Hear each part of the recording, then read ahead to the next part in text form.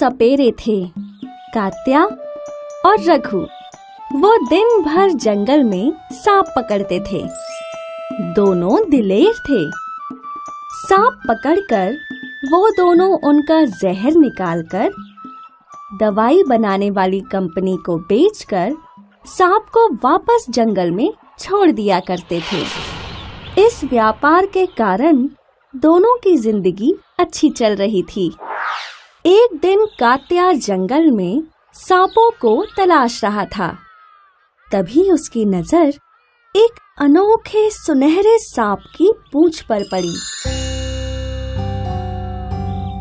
कात्या ने झाड़ियों में उस सांप का पीछा किया और जैसे ही उसे मौका मिला तो उसने सांप को दबोच लिया और उसे अपने पिटारे में बंद कर दिया।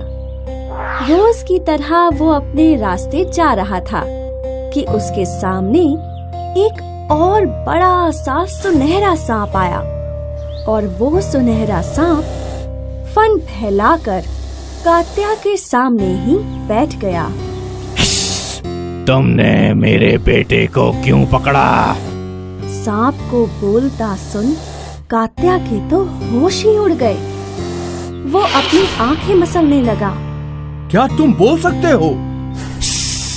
हाँ, मैं एक जादुई सांप हूँ और जिसे तुमने पकड़ा है वो मेरा बेटा है।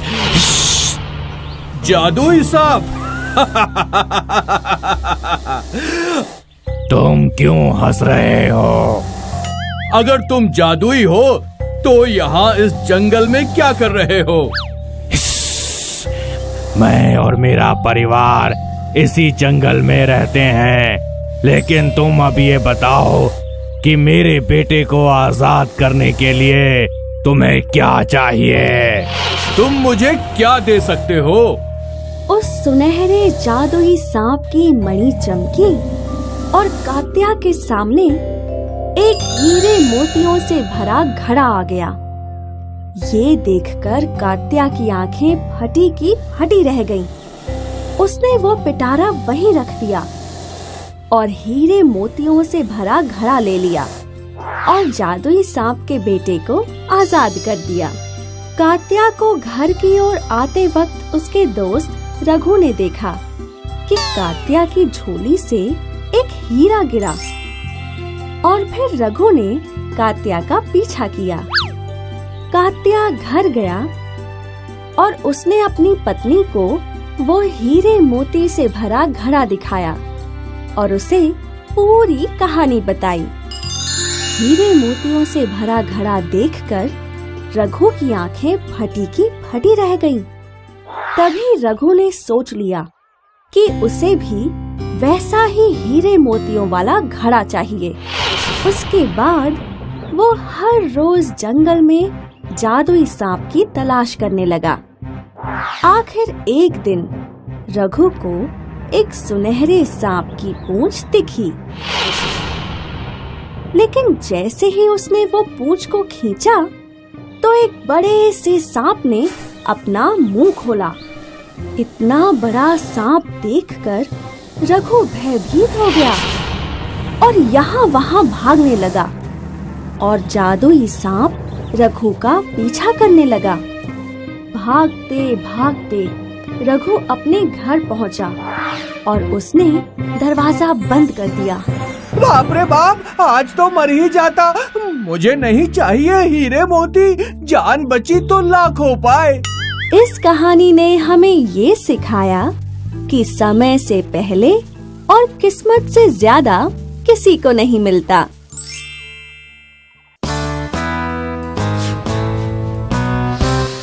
एक बिरजू नाम का बहुत ही गरीब किसान था, जिसके पास एक छोटी सी जमीन थी।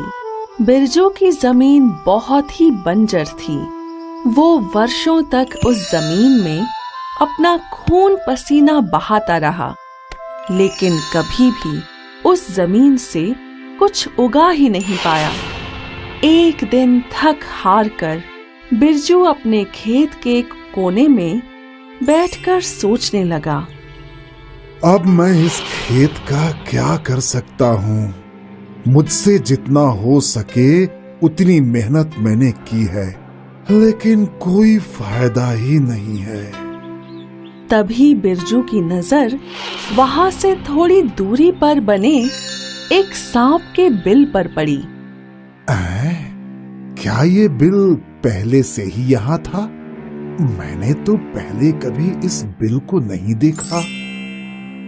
हो सकता है नाग देवता मुझसे नाराज हों, इसलिए मैं इस जमीन पर कुछ भी नहीं उगा पा रहा हूँ। अब मुझे उन्हें मनाना ही होगा। बिरजू एक कटोरे में नाग देवता के लिए दूध ले आया। बिरजू ने वो कटोरा बिल के बाहर रखा और बोला, हे नाग देवता, ये मुझे नहीं पता था कि आप यहाँ वास करते हैं। आज से मैं रोज आपके लिए आपका मनपसंद दूध लाऊंगा। अब कृपया इसे स्वीकार कीजिए। फिर बिरजू वहां से चला गया। अगले दिन जब बिरजू कटोरा वापस लेने के लिए वहां पहुंचा, तो उसकी आंखें फटी की फटी रह गईं। उस कटोरे में एक सोने का सिक्का था। हे नाग देवता, आपकी बड़ी कृपा है। बिरजू ने वो सिक्का अपनी जेब में रख लिया। फिर क्या था, बिरजू ने वापस कटोरा दूध से भरा और नाग देवता के बिल के बाहर रख दिया। ये सिलसिला कई दिनों तक चलता रहा और रोज बिरजू को एक सोने का सिक्का मिल जाया करता। नाग देवता की कृपा से अब बिरजू बहुत खुश था। उसे किसी भी चीज की फिक्र नहीं थी। एक दिन की बात है, बिरजू अपने घर में चारपाई पर बैठा था जब उसका बेटा दीपक दौड़ते हुए आया।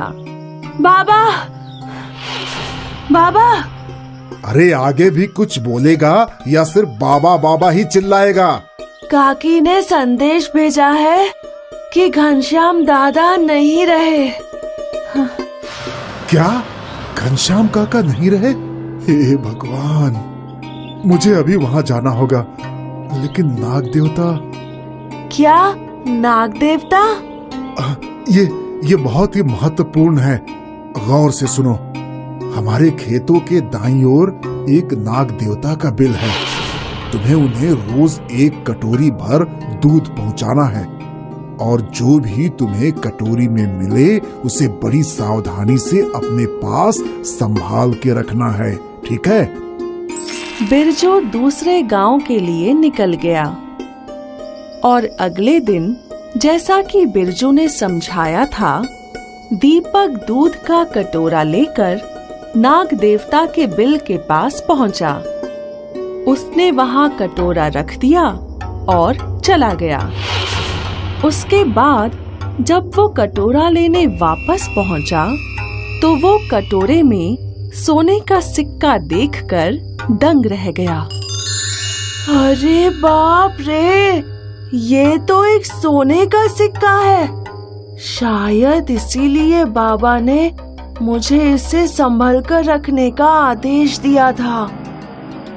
दीपक ने वो सिक्का अपनी जेब में रख लिया।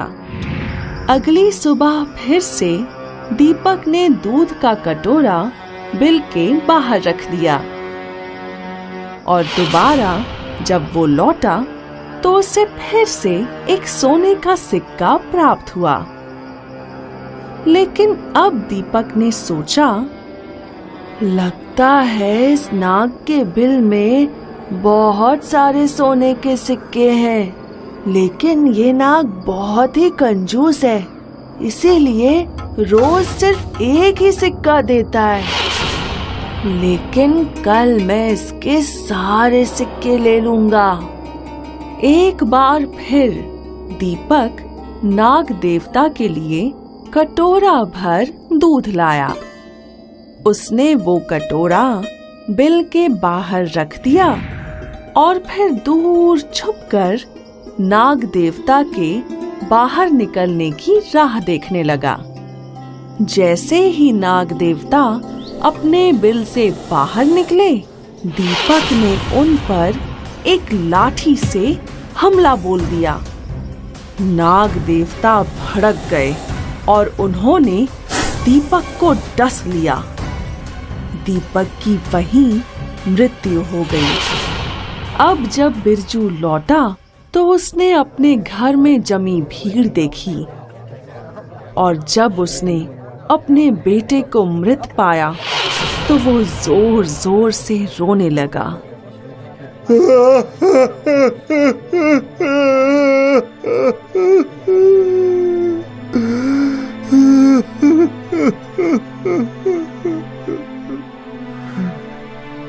काफी देर तक रोने के बाद बिरजू वहां से उठा।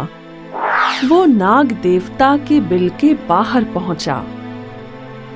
हे नाग देवता, मेरे बेटे ने आपका क्या बिगाड़ा था जो आपने उसे ही डस लिया। मैंने आपकी इतनी सेवा की और आपने मेरे ही बेटे को डस लिया। बिरजू का रोना सुन नाग देवता बाहर आए। मैंने तुम्हारे बेटे को डसा क्योंकि उसने मुझ पर लाठी से हमला किया। उसके मन में सोने के सिक्कों का लालच था। वो मुझे मारकर सारे सोने के सिक्के हथियाना चाहता था। हे भगवान, दीपक, ये तुमने क्या किया? मैं तुम्हारी पीड़ा समझता हूँ और तुमने हमेशा मेरी सेवा की है, इसीलिए मैं तुम्हारे बेटे को जीवन दान देता हूँ। लेकिन मैं तुम्हारा ये खेत छोड़कर हमेशा के लिए जा रहा हूँ। नाग देवता ने दीपक को जीवन दान दे दिया और वो बिरजू के खेत से चले गए। ये कहानी हमें ये सिखाती है कि हमें जो कुछ भी प्राप्त होता है उसमें संतुष्ट रहना चाहिए और लालच से हमेशा हमारा नुकसान ही होता है। हाय, मैं हूँ शाइनी। अगर आप मुझे ऐसे ही देखना चाहते हैं तो इस वीडियो को जरूर शेयर करें और हाँ, इस चैनल को भी सब्सक्राइब करना ना भूलें।